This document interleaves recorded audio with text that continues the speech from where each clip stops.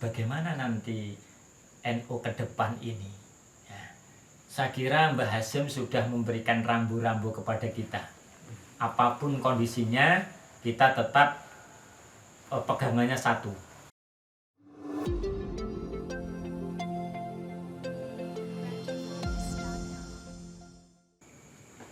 Assalamualaikum warahmatullahi wabarakatuh. Waalaikumsalam warahmatullahi wabarakatuh. Bagaimana kabarnya sahabat-sahabat sekalian? Alhamdulillah. Alhamdulillah. Mudah-mudahan sahabat-sahabat sekalian yang menyaksikan channel kami Ansor Banser Sokaraja juga dalam keadaan yang sehat, dalam keadaan yang sejahtera, berbahagia tentu. Amin. Alhamdulillah sahabat-sahabat sekalian, kita bertemu kembali dengan pimpinan cabang Gerakan Pemuda Ansor Sokaraja pada acara ASOK episode 2 Ansor Soan Kiai. Dan alhamdulillah pada kesempatan episode yang kedua ini kita bisa berkesempatan hadir, berkesempatan soan kepada beliau Kiai Haji Irhamni dari Sokaraja Lor yang akrab kita sapa dengan Gus Irham. Beliau ini luar biasa. Sahabat-sahabat sekalian tentu sudah tahu beliau merupakan kader Nahdlatul Ulama di Kecamatan Sokaraja khususnya dan juga di Kabupaten Banyumas pada umumnya. Pengalamannya luar biasa. Berawal dari ranting, beliau pernah menjadi Roi Suriah di pengurus ranting NU Sokaraja Lor. Beliau juga saat ini mengemban amanah di MWC NU sebagai sekretaris LTM Lembaga Takmir Masjid.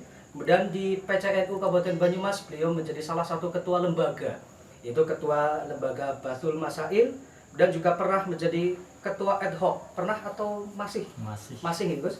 Ketua ad hoc PKPNU Kabupaten Banyumas, kemudian pengurus KBIH NU Al Arafah Banyumas atau Purwokerto, pengurus Jatman Banyumas juga pernah, dan di masyarakat luar biasa beliau juga berkhidmah di masyarakat menjadi ketua BPD, Gus. Bagaimana kabarnya, Gus? Alhamdulillah. Alhamdulillah. Mudah-mudahan sehat selalu, kita doakan. Amin. Ya, sahabat-sahabat sekalian, kesempatan ASOK episode yang kedua ini kita akan mengulas tentang NU, tentang Nahdlatul Ulama. Tidak ada salahnya kita belajar kembali, kita sebagai kader Ansor, wawasan kita harus terus di-upgrade tentang wawasan ke-NU-an kita. Kita akan mengulas bersama beliau Gus Irham tentang sejarah NU pada saat dulu berdirinya Nahdlatul Ulama, kemudian NU masa sekarang, kemudian NU masa yang akan datang. Dalam konteks kita di sini sebagai kader muda Nahdlatul Ulama tentu memerlukan berbagai macam masukan, berbagai macam wawasan-wawasan agar supaya nantinya kita bisa mengisi daripada NU itu sesuai dengan apa yang diharapkan oleh para pendiri Jamaah Nahdlatul Ulama itu sendiri. Baik, mari kita simak bersama penjelasan beliau Gus Irham. Dan juga dalam hal ini spesial edisi dalam rangka Harlah NU yang ke-98 menurut kalender Hijriah. Oke Gus, silakan diberikan ulasan-ulasan tentang sejarah NU pada saat dulu berdirinya, kemudian NU masa sekarang dan yang akan datang itu seperti apa? Monggo.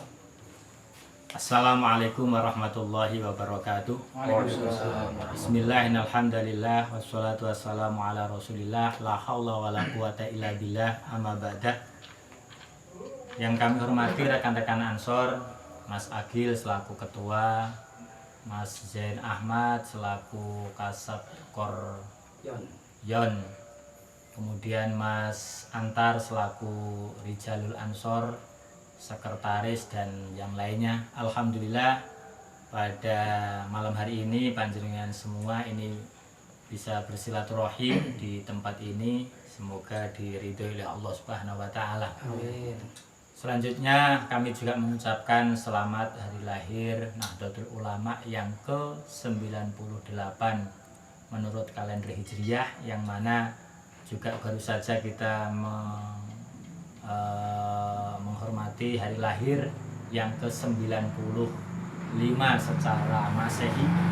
Oleh karena itu kita berharap Nahdlatul Ulama ini semakin bermanfaat kepada umat. Nahdlatul Ulama semakin bisa menjaga negara kesatuan Republik Indonesia. Nahdlatul Ulama selalu bisa memberikan rasa teduh di negara yang kita cintai ini.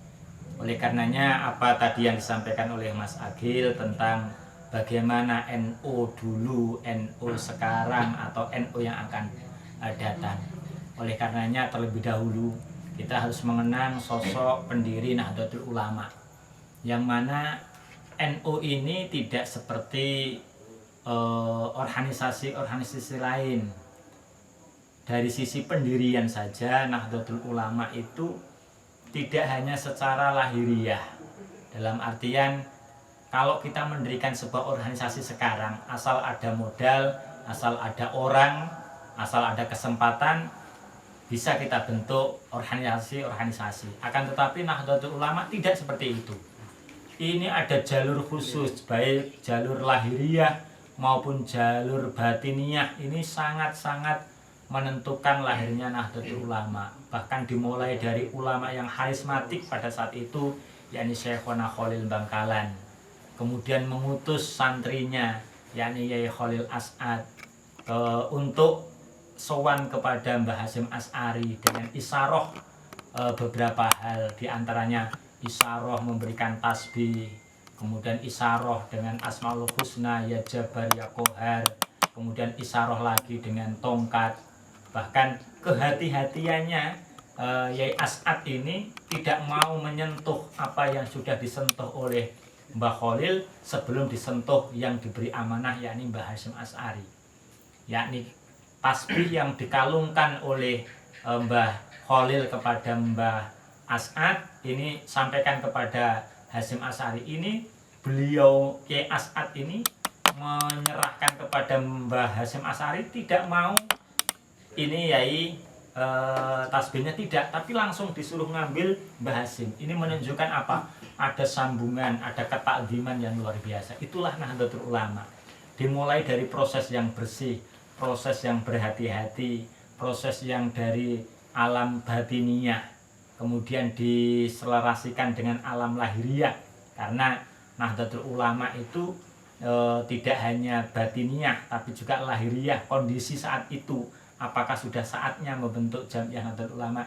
Ini sudah diwariskan oleh sesepuh kita, oleh muassis kita, Mbah Hasyim Asy'ari. Oleh karena itu apa yang kita rasakan saat ini, keberkahan Nahdlatul Ulama ini tidak semata-mata karena pimpinan sekarang, tidak semata-mata pengurus sekarang, akan tapi riyadhah muassis kita ini sangat-sangat menentukan sebuah jamiah, yakni Nahdlatul Ulama ini. Oleh karena itu kita sebagai generasi penerus harus selalu ingat dan selalu ingat tentang apa yang disampaikan beliau Hadratus Syekh tentang jargon al-muhafadzatu 'alal qadimi sholih wal akhdu bil jadidil aslah. Dalam artian apa? Walaupun toh NU ini sudah 98 tahun, akan tapi kita nggak boleh meninggalkan asal muasal daripada Nahdlatul Ulama, al-muhafadzatu 'alal qadimi sholih. Apa yang sudah ditancapkan oleh Mbah Hasyim Asy'ari selama ini masih dianggap bagus, maka harus kita jaga apapun resikonya. Tetapi Mbah Hasyim juga luar biasa, wal akhdu bil jadidil aslah. Hal yang baru ketika itu menjadi tuntutan, ketika itu kondisinya mengharapkan itu harus diraih, maka NU tidak menutup muka, NU tidak menutup kemungkinan, silahkan itu diambil dengan dasar al-aslah, yakni yang lebih baik. Itu seperti itu Mas Agil. Ini NU yang dulu. Oleh karenanya kita selaku penerus Nahdlatul Ulama harus tetap menjaga apa yang sudah diberikan oleh Mbah Hasyim Asy'ari, sehingga kita itu betul-betul mendapat keberkahan daripada Nahdlatul Ulama. Kalau kita melihat Mbah Hasyim Asy'ari itu mendirikan NU kan menitik beratkan kepada kemaslahatan umat. Tidak hanya Indonesia, pada saat itu kan kejadian yang luar biasa terjadi di negeri Saudiyah, yang mana pada saat itu pimpinannya adalah Ibnu Saud. Yang Ibnu Saud ini akan memberikan sebuah statement bahwasanya ada madhab tunggal di sana. Jadi madhab yang akan dipakai di Saudi Arabia ini adalah madhab Wahabi, yang mana ketika ini nanti diterapkan di negara Jazirah Arab, maka untuk perbandingan madhab atau madhab-madhab yang lain selain madhab Wahabiyah ini tidak diterima oleh di sana. Oleh karenanya sigapnya Mbah Hasyim, kemudian Mbah Wahab Hasbullah, kemudian dibantu dengan ulama-ulama yang lain membentuk yang namanya Komite Hijaz. Kemudian memerintahkan, Komite Hijaz ini memerintahkan seorang tokoh yang dari Jawa Tengah kan itu, Mbah Mansur itu diutus untuk ke sana. Akan tetapi pada saat itu belum terjadi, belum wujud namanya Nahdlatul Ulama. Maka apa? Para kiai ini bingung, ini atas nama apa ini? Delegasi ini delegasi apa ini? Nah, disitulah terjadi tarik ulur, kemudian setelah ini terjadi perbincangan yang sangat-sangat hangat, sangat-sangat meruncing, kemudian muncullah secara singkat Nahdlatul Ulama. Jadi Nahdlatul Ulama ini didirikan dengan asas kemaslahatan untuk umat. Oleh karena itu kita sekarang ini selaku pengurus, selaku penerus daripada Nahdlatul Ulama, jangan sampai kita ini ber-NU justru merugikan umat. Jangan sampai kita itu ber-NU justru mengorbankan umat. Ini salah dalam artian tidak sesuai dengan fondasi awal yang diletakkan oleh Mbah Hasyim Asy'ari. Mbah Hasyim Asy'ari tidak hanya memikirkan Indonesia, akan tetapi Mbah Hasyim Asy'ari memikirkan umat Islam sedunia ini. Nah, ini hal ikhwal yang membidangi awal terbentuknya Nahdlatul Ulama itu seperti itu. Ini. Kemudian selanjutnya Nahdlatul Ulama setelah berjalan beberapa periode, beberapa masa hikmat, masa pengurusan yang dulunya dikomandani oleh Roisul Akbar. Mbah Hasyim Asy'ari itu kan dijuluki Roisul Akbar. Setelah itu tidak ada namanya Roisul Akbar, hanya satu Roisul Akbar adalah Hadratus Syekh. Kemudian berganti Rois, berganti Tanfidiyah dan lain sebagainya, sampailah yang kita rasakan saat ini, yang mana NU itu selalu mengalami pasang surut. Akan tetapi yang perlu kita garis bawahi, ternyata NU itu bisa menjalani kondisi sesuai dengan zamannya. Kita lihat pimpinan NU kita itu pada saat kondisi negara itu sangat-sangat, istilahnya itu sangat-sangat ditekan oleh seorang pemimpin, muncullah yang namanya Kiai Haji Abdurrahman Wahid, yang mana beliau tahan banting, yang mana beliau ini tidak memandang kanan kiri, asalkan itu benar beliau lawan. Pada saat itu siapa yang berani melawan seorang pimpinan penguasa? Tetangga sebelah tidak seperti itu, justru memanfaatkan. Tapi Nahdlatul Ulama ini berdiri dengan kokoh, dengan dikomandani oleh Kiai Haji Abdurrahman Wahid atau Gus Dur. Setelah Gus Dur ini meletakkan jabatannya, diteruskanlah Mbah Hasyim Muzadi. Mbah Hasyim Muzadi ini adalah seorang pimpinan yang sangat tertib administrasi, karena beliau ini pengkaderannya ini betul-betul mulai ranting. Mbah Hasyim Muzadi ini mulai dari ketua ranting di Malang, kemudian MWC, kemudian PC, bahkan menjadi ketua PWNU Jawa Timur, kemudian sampai menjadi ketua PB. Karena apa? Pada saat itu memang dibutuhkan seseorang yang sangat tegas dan lugas di dalam memimpin menahkodai sebuah organisasi Nahdlatul Ulama. Muncullah Mbah Hasyim Muzadi ini.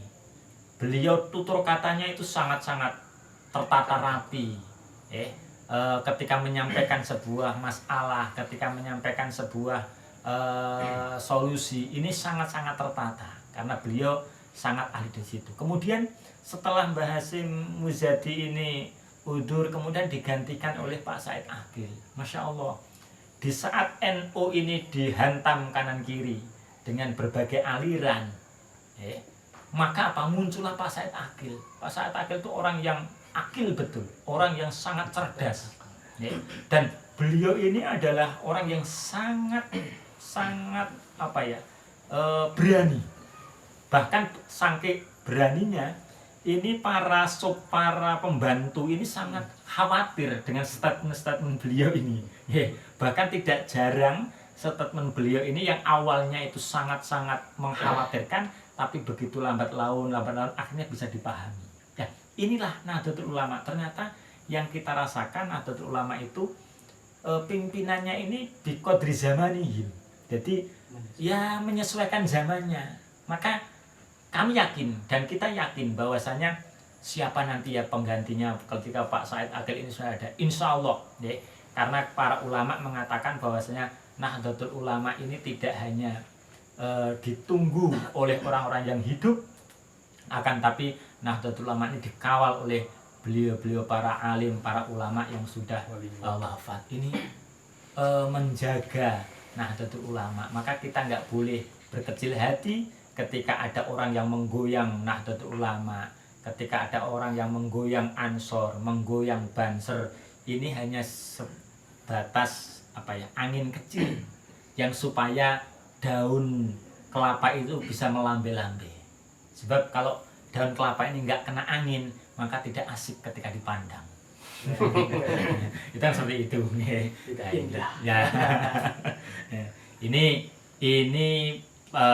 NU yang kita rasakan saat ini. Walaupun toh kita jelas memahami bahwasanya yang namanya organisasi kekurangan pasti ada. Akan tapi kita selaku warga Nahdlatul Ulama, apalagi pengurus Nahdlatul Ulama di jajaran apapun, baik di NU-nya, di Banomnya, di lembaganya, kita harus punya optimis, punya husnudon bahwasanya kekurangan yang ada ini merupakan modal kita untuk menyempurnakan dan menyempurnakan yang lebih sempurna lagi. Kemudian kita berbicara tentang bagaimana nanti NU ke depan ini. Ya, saya kira Mbah Hasyim sudah memberikan rambu-rambu kepada kita.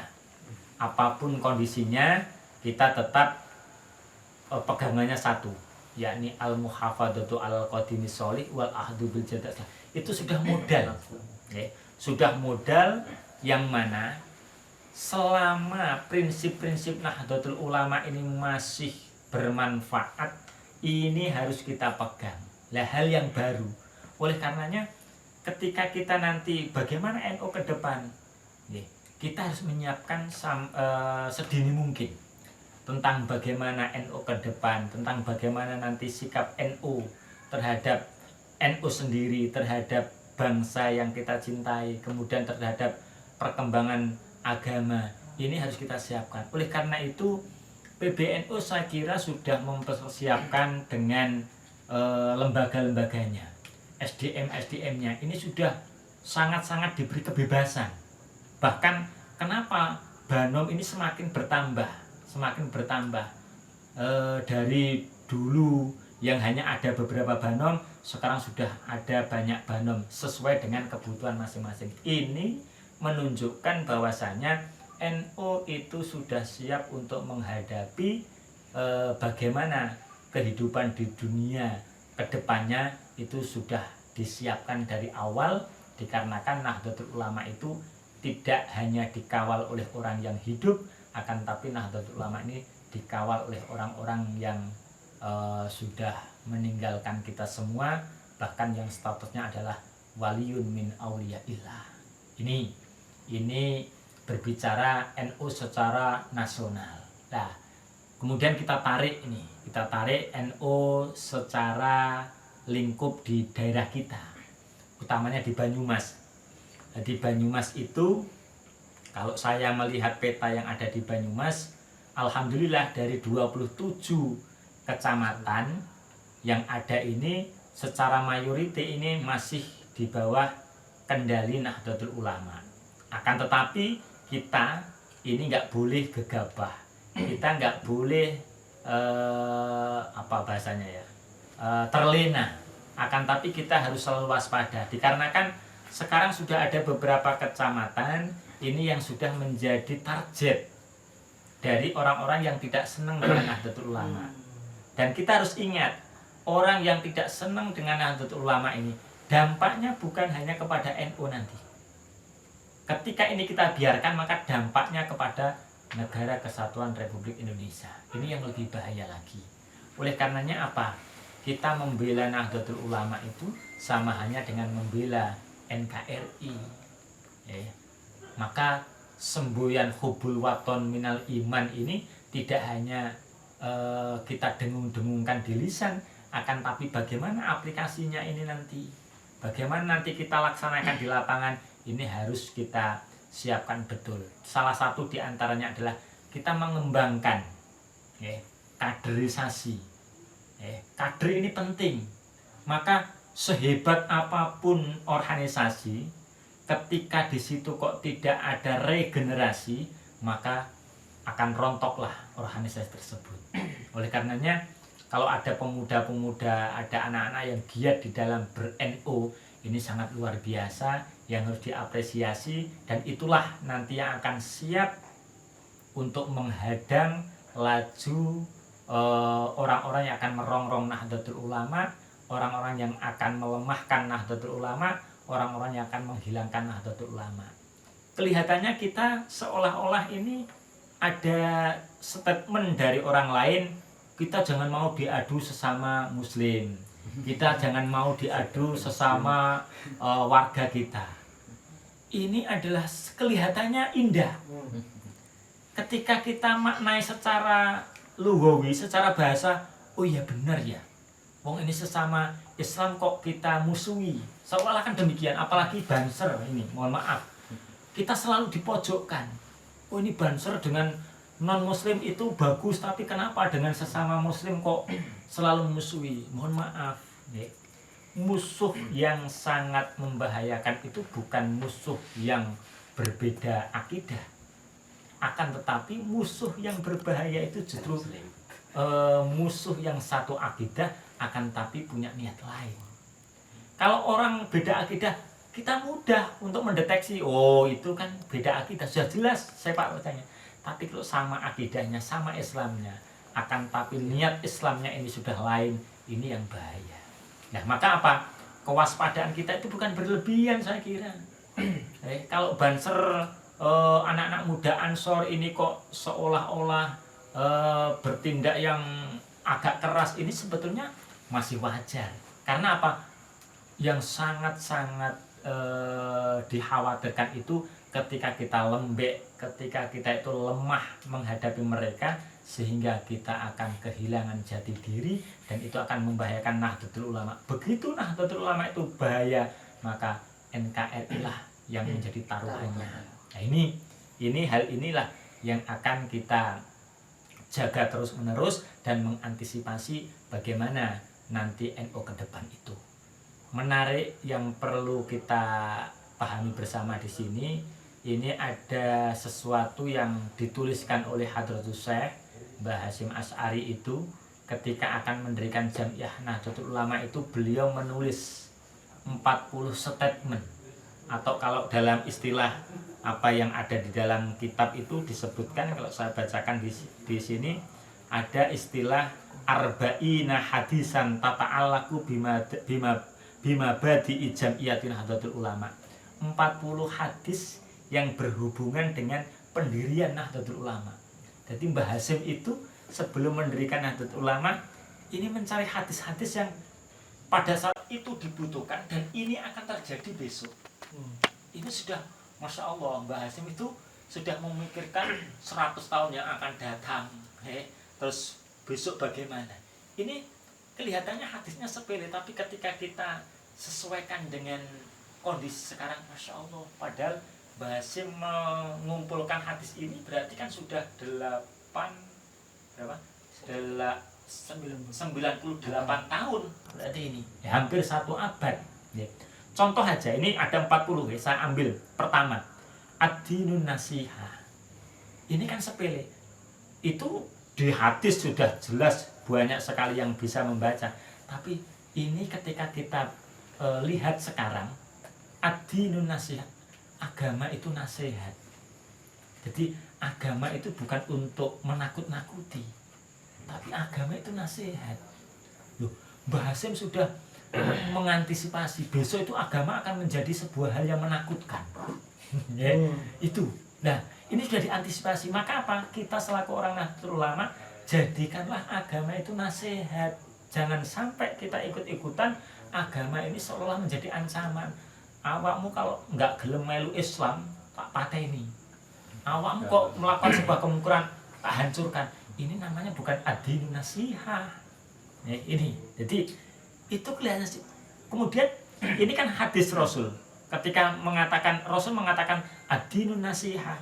Kulna liman ya Rasulullah. Sahabat menanyakan, nasihat untuk siapa ya Rasul? Lillah wali kitabihi wali rasulihi wali a'immatil muslimin wa amihim wa amatihim. Jadi agama itu nasihat lillah, kitabnya Allah, rasulnya Allah, umat Islam secara menyeluruh, dan amatihim ini secara menyeluruh, tidak pandang bulu. Nah, ini berarti apa? Ya nasihat untuk orang yang pinter, nasihat untuk orang yang bodoh, nasihat untuk orang yang sedang, nasihat orang yang baru masuk agama atau belum beragama, semua dinasihati oleh agama. Nah, hadis ini sudah ditulis oleh Hadratus Syekh, disitir oleh Hadratus Syekh sebelum Hadratus Syekh itu mendirikan Jam'iyah Nahdlatul Ulama. Karena apa? Besok NU itu akan menerapkan hadis ini loh. Kurang lebihnya Mbah Hasim itu sudah punya pemikiran seperti itu. Kemudian ada lagi, la tabku aladin idza wallaitumuhu ahlahu. Ini yang sekarang betul-betul terjadi. Janganlah kau menangis kalau agama ini dipegang oleh ahlinya. Kita jangan menangis kalau ada agama dipegang oleh ahlinya. Agama dipegang oleh alim, agama dipegang oleh ulama. Kita jangan sampai itu menangis. Akan tapi walakini beku alaihi idza wallaitumuhu ghairu ahli. Tapi menangislah kamu ketika agama ini sudah dipegang oleh orang-orang yang bukan ahlinya. Masya Allah, sekarang terjadi orang yang belum cukup keilmuannya, karena ketenarannya, karena media, karena keartisannya, akhirnya mereka diulamakan.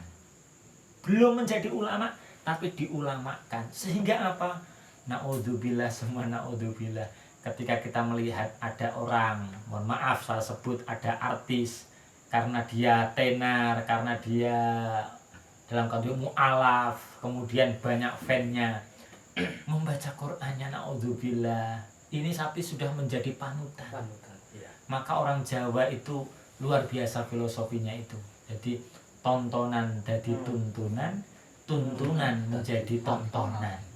Ulama hanya dilihat tok, tetapi artis malah menjadi tuntunan. Ini ketika agama diserahkan kepada orang ini, maka apa? Abkaitumu, nangislah kamu. Maka kita menangis ketika melihat orang-orang yang tidak sesuai dengan keilmuannya kemudian berbicara ilmu. Orang-orang yang belum ahli dalam agama tapi sudah bicara masalah agama. Maka NU itu sangat-sangat kompleks. NU itu kan mendidik kita. Oh, kalau kamu ingin hukum, tanya sana. Kalau di NU tanya LBM. Oh, kamu pengen dukun, tanya apa tadi namanya, Ruqyah Aswaja. Nah, alhamdulillah ini sudah ada sanad yang baru disampaikan kepada beliau Habib Ading ya. Berarti kita nanti dekat kalau memang ingin Ruqyah Aswaja ini. Kalau ingin pertanian ada LPNO, kalau perekonomian ada LPPNO, kalau mau apalagi masalah pendidikan ada LP Ma'arif. Ini menunjukkan bahwasannya apa? Ahli di dalam NU itu sudah ditanamkan, tidak dicampur aduk. Tujuannya apa? Untuk betul-betul memegang hadis yang disampaikan oleh Mbah Hasyim, bahwasanya jangan sampai agama ini dipegang oleh orang-orang yang bukan ahlinya. Bukan hanya agama, apapun itu harus dipegang sesuai ahlinya. Nah, kapan kok kita ingin tanya masalah mesin, jangan tanya kepada petani. Kalau kita ingin paham bagaimana cara memupuk tanaman, jangan tanya kepada tukang jualan, tukang las. Ini nanti akan kontras, akan bahaya. Ini beberapa hal yang disampaikan oleh Mbah Hasyim Asy'ari untuk mengantisipasi saat itu, mengantisipasi sekarang dan besok. Berarti apa?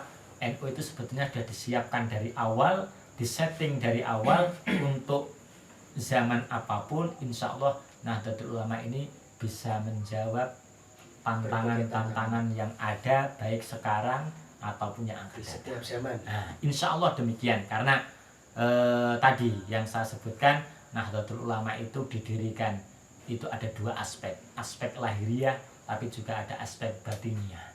Maka apa? Tidak nafsu yang muncul. Sekarang kan tidak, punya masalah sedikit keluar dari partai, kemudian dirikan partai asal punya uang, kan itu.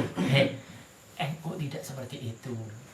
Dan jamiah-jamiah yang lain kan juga mudah untuk mendirikan jamiah, tapi bagaimana jamiah ini bisa bermanfaat baik sekarang, besok, bahkan yang besok atau yang berapa tahun yang akan datang. Ini beberapa hal yang kaitannya dengan Nahdlatul Ulama. Maka kita selaku generasi penerus nih, jangan sampai kita itu terlena, akan tapi kita jangan terlalu khawatir. Itu juga tidak baik. Bagaimana nanti NU ini? Jangan. Kita harus optimis bahwasanya Nahdlatul Ulama itu siap untuk berjuang di medan apapun dan siap untuk berkolaborasi dengan zaman apapun. Ini kita harus punya mental yang demikian. Insya Allah kalau punya mental yang demikian, kita akan selamat untuk berkhidmah di dalam Nahdlatul Ulama. Itu seperti itu, Mas. Luar biasa, sahabat-sahabat. Saya terlena ini sebenarnya. Jadi kaget ternyata kemudian berhenti sejenak karena saking terlenanya banyak sekali ilmunya. Jadi istilahnya itu daging semua ini. Jadi isinya itu berisi semua, banyak hal yang tadi saya catat, sahabat-sahabat. Namun penting bahwa kita sebagai kader NU, sebagai kader muda, kita ini jangan sampai kemudian kita ber-NU malah justru merugikan umat. Ini catatan penting sekali yang dari beliau tadi, Gus Irham, bahwa NU ini bisa menjawab berbagai macam tantangan-tantangan yang ada karena memang pada saat berdirinya ini tadi sudah disebutkan bahwa banyak ternyata yang pada saat dulu di awal berdiri kondisinya ada pada saat kondisi saat ini, atau kondisi saat dimana kita sekarang berada saat ini. Ini luar biasa sekali. Jadi tentu ini masih sekelumit, sahabat-sahabat, apa yang disampaikan oleh beliau. Masih banyak sekali ilmu-ilmu yang bisa kita gali lagi dari beliau, Gus Irham. Namun tentu keterbatasan berkaitan dengan waktu ini, berkaitan dengan durasi kita, tentu belum bisa memenuhi hasrat kita, keinginan kita yang begitu dalam untuk menikmati ilmu-ilmu yang disampaikan oleh Gus Irham.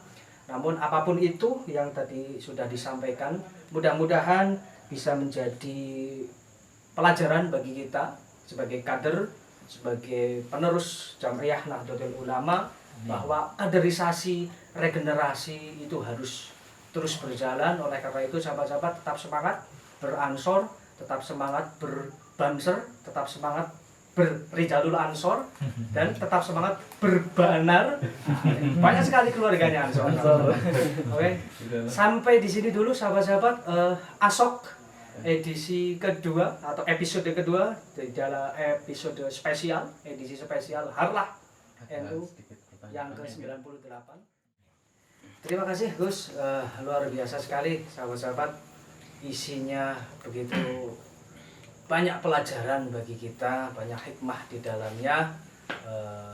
mudah-mudahan apa yang tadi disampaikan oleh Gus Irham ini bisa menjadi satu peluru tersendiri bagi kita sebagai Ansor, sebagai Banser, sebagai dari bagian dari NU itu. Mudah-mudahan kita bisa tetap menjaga Nahdlatul Ulama sesuai dengan relnya, bahwa NU ini didirikan ini dari berbagai macam kondisi-kondisi sampai saat ini dan yang akan datang. NU insya Allah bisa tetap menjawab berbagai macam tantangan yang ada. Amin. Demikian tadi sahabat-sahabat, waktulah yang memisahkan pertemuan kita di ASOK episode 2 ini spesial Harlah NU yang ke-98. Mudah-mudahan bisa menjadi pelajaran bagi kita semuanya, para penonton channel Ansor Banser Sokaraja. Pada akhirnya jangan lupa sahabat-sahabat sekalian untuk like video ini jika sahabat-sahabat suka. Kalau tidak suka biarkan saja. Kemudian share ke akun media sosial sahabat-sahabat sekalian. Dan jangan lupa klik subscribe dan nyalakan tombol lonceng notifikasinya. Demikian sahabat-sahabat, kita ketemu lagi di ASOK episode yang ketiga. Jangan lupa, terima kasih. Dan pada akhirnya mari kita tetap jaga protokol kesehatan dengan tetap memakai masker. Wallahul muwaffiq ila aqwamit thoriq. Assalamualaikum warahmatullahi wabarakatuh. Waalaikumsalam warahmatullahi wabarakatuh.